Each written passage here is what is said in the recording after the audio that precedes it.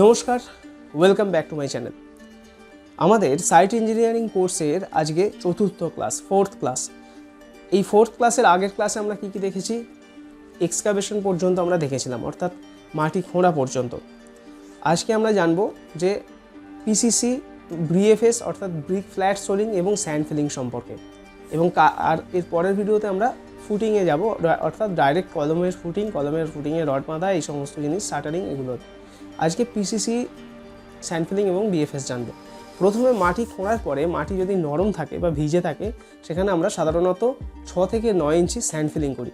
এই স্যান্ড ফিলিংয়ের কারণ হচ্ছে মাটি কিন্তু বসে যায়, মাটির মধ্যে ভয়েড থাকে, অর্থাৎ গর্ত থাকে, কিন্তু বালির মধ্যে সেটা থাকে না। ভালোভাবে বালিটা কম্প্যাক্ট হয়, যার ফলে কি হয়, আপনার যে কলমটা হবে, যদি কলমটা এরকম ঢাল অংশে হয় তাহলে কিন্তু সেটা আনস্টেবল হবে। আপনি সাধারণ একটা ভেবে দেখুন, একটা চেয়ার নিয়ে যদি আপনি একটা ঢাল বা স্লোপ জায়গায় বসেন, সেখানে কিন্তু আপনি ডিসব্যালেন্স হয়ে পড়ে যাবেন। বাড়ির ক্ষেত্রেও তাই, কলমের তলার পজিশনটা যেন সমান থাকে, ফ্ল্যাট থাকে, সেটা আপনাকে চিন্তাভাবনা করতে হবে। তো সেই চিন্তাভাবনা করার জন্যই আপনাকে কি হচ্ছে, স্যান্ড ফিলিং করতে হচ্ছে। একটা লেভেল এলো এবং সেই বালির ওপরে ডাইরেক্ট তো সিমেন্ট মশলা ঢালা যাচ্ছে না, সেখানে একটা বেস দেওয়ার জন্য আপনাকে ইট দিয়ে সোলিং করতে হচ্ছে, ইটের সোলিং করতে হচ্ছে। এবার এই ইট আপনাদের ফার্স্ট ক্লাস ইট দিতে হবে, কোথাও কেউ বলেনি। আপনারা নর্মাল কমা দামি যে কোনো ইট দিয়ে আপনি সোলিং করুন। যদি আপনার প্রপার ইট, যদি পুরানো ইটও থাকে, সেটা দিয়েও আপনি সোলিং করুন, কোনো সমস্যা নেই। এবার এই সোলিংয়ের পরে আমরা করি কি, পিসিসিতে আমরা সাধারণত রড ইউজ করি না, অর্থাৎ প্লেন সিমেন্ট কংক্রিট এটাকে বলছি। প্লেন সিমেন্ট কংক্রিটে কি হয়, স্টোন চিপ, বালি এবং সিমেন্ট থাকে। সাধারণত এই অনুপাতটা আমরা কি ইউজ করি, M10 বা M7.5, অর্থাৎ 1:2:4 বা 1:3:6 অনুপাতে আমরা ইউজ করছি।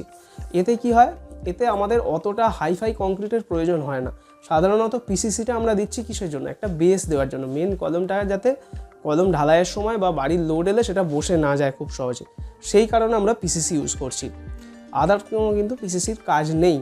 তো এই হলো পিসিসি। এবার পিসিসি আমরা সাধারণত 4 থেকে 6 ইঞ্চি দিই। 4 ইঞ্চি অন অ্যান অ্যাভারেজ দেওয়া হয়, পজিশন দেখে জায়গা বিশেষে সেটাকে 6 ইঞ্চি দেওয়া হয়।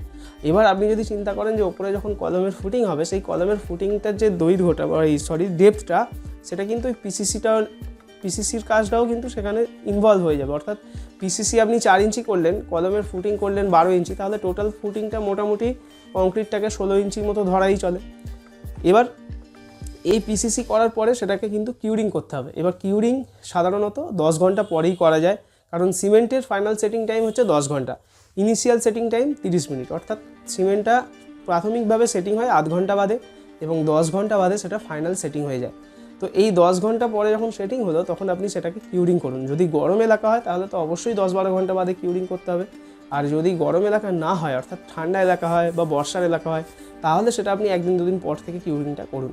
কিন্তু এই কিউরিং অন্তত 4-5 দিন অবশ্যই আপনাকে করতে হবে। আপনি আজকে পিসিসি করলেন, কালকেই আবার তার উপরে আপনি জালি ফালি ফেলে মেন কলমের ফুটিং ঢালাই করবেন, তাহলে কিন্তু পিসিসি করে কোনো লাভ নেই। সেই পিসিসির যে স্ট্রেংথটা, সেটা কিন্তু সে গেইন করতে পারলো না। তাকে 3-4 দিন কিউরিং করুন, ফেলে রাখুন, তারপরে আপনি মেন কলম করুন, তাহলে কী হবে, সেই পিসিসিটা একদম স্ট্রং হবে। তো এই হলো মোটামুটি স্যান্ড ফিলিং, বিএফএস এবং পিসিসি। হ্যাঁ, আর একটা জিনিস হচ্ছে, এর মাপটা কিন্তু আপনার ওই যে এর আগের ভিডিওতে আমি বললাম যে 4x4 যদি কলমের ফুটিংয়ের মাপ হয়, তাহলে এই পিসিসি, স্যান্ড ফিলিং এবং বিএফএস এটা কিন্তু আপনাকে 5 ফুট বাই 5 ফুট করতে হবে, অর্থাৎ 2 সাইডে 6 ইঞ্চি করে এক্সট্রা করতে হবে। এর ওপর দাঁড়িয়েই কিন্তু মেন কলমের যে ফুটিংটা, তার শাটারিংটা কিন্তু হবে। আশা করি বোঝাতে পেরেছি। পরের ভিডিওতে আমরা সরাসরি মেন কলমের আলোচনায় ঢুকবো, অর্থাৎ মেন কলমের ফুটিংয়ে রড বাঁধা, ফুটিংয়ে কীভাবে কি কাস্টিং হচ্ছে, সমস্ত কিছু আমরা পরের ভিডিওতে জানবো। থ্যাংক ইউ, দেখা হচ্ছে পরের ভিডিওতে।